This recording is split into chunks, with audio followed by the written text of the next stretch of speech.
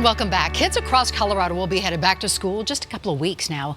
And in Denver, that means a new year with a new deal for teachers. Denver teachers went on strike last year just after Susana Cordova took over as the district's new superintendent.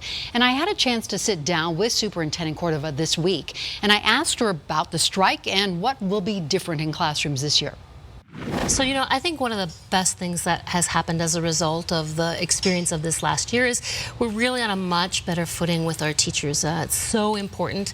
Teachers play such a critical role in the education of our students, and so I'm really pleased our teachers are going to be paid much better with a more predictable salary schedule. We're working very hard at having positive relationships with all of our educators, and so I'm excited about this school year starting. Yeah, that had to have been a huge hurdle to get beyond. One of the things that you had talked about, and it was an issue for a whole lot of folks, was how top-heavy administration is, and you had vowed to cut 100 positions from the central office. Has that happened? Sure, yeah. Actually, we have done a major reorganization of our central office. We've cut just about $20 million out of central services, pushed the vast majority of that funding directly into schools, both for teacher salaries, to support special education needs with our students, and reduced a lot of the layers that we had in central office. So all districts are under the gun, always saying that they cannot get enough talented teachers. With full-day kindergarten coming up, does that put an even bigger strain on DPS right now? Fortunately, the Denver Public Schools had made a big commitment to full-day kindergarten before. We were paying for it with the money that we got from the state for 1st through 12th grade. And so the good news is we were actually already staffed up for full-day kindergarten.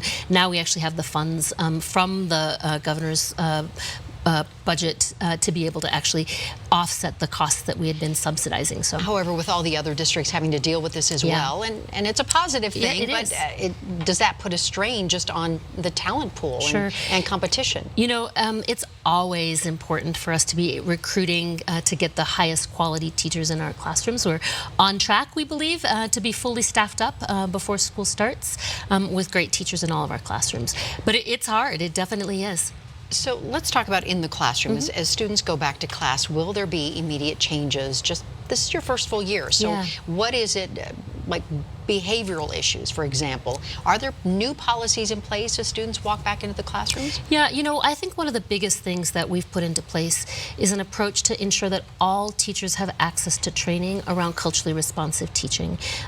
This work that we've been very invested in but has been optional, and starting this year we'll have requirements for all of our educators. We're starting with math instruction and looking at how we can make math more accessible to all kids. It's an area where our kids historically have had some struggles, and so we want to make sure that our teachers are well trained both to teach math and to teach diverse kids. When will this mandatory training then happen?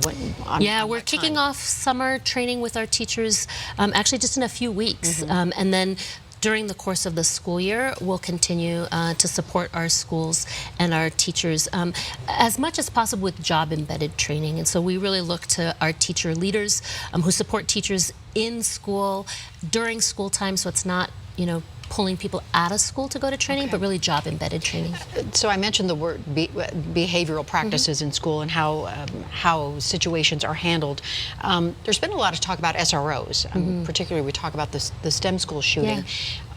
How do you balance mental health professionals versus SROs in DPS?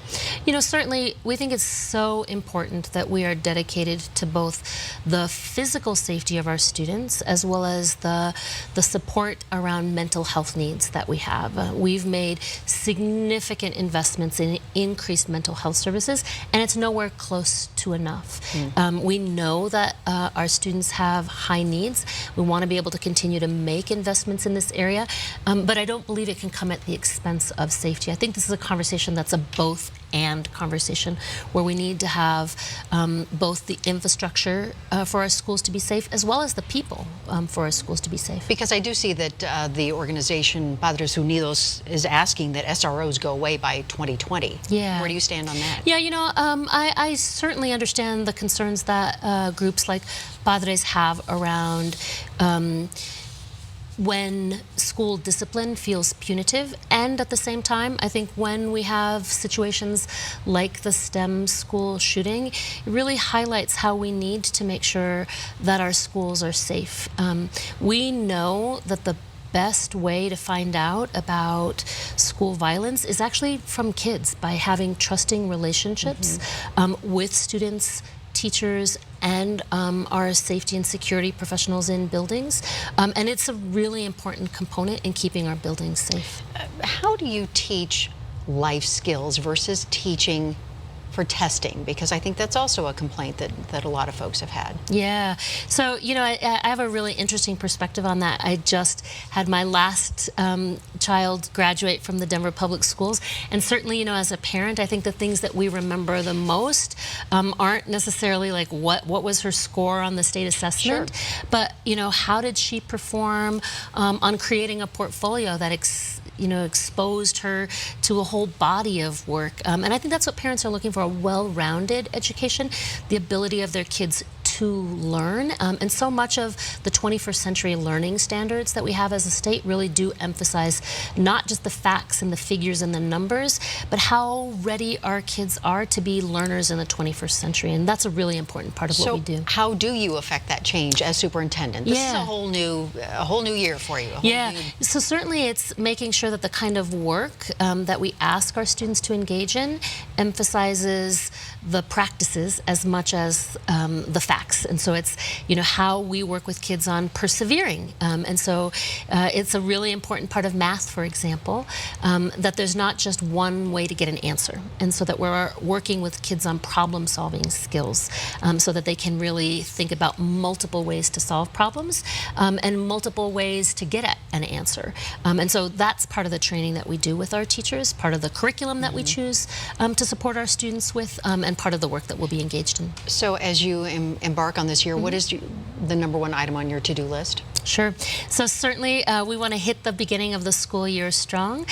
We're focused really in three major areas. It's having high expectations for all of our kids, doing that in a welcoming, nurturing environment where they feel respected and appreciated for the gifts that they bring, and then doing that with really strong teamwork. That's teamwork with our teachers, with our school leaders, with our parents, and with our students. And so those three areas are what we're mostly focused on. Well, we wish you well and wish our students well in Denver Public Schools. So thank you so much for being here. Thanks so much. Appreciate it.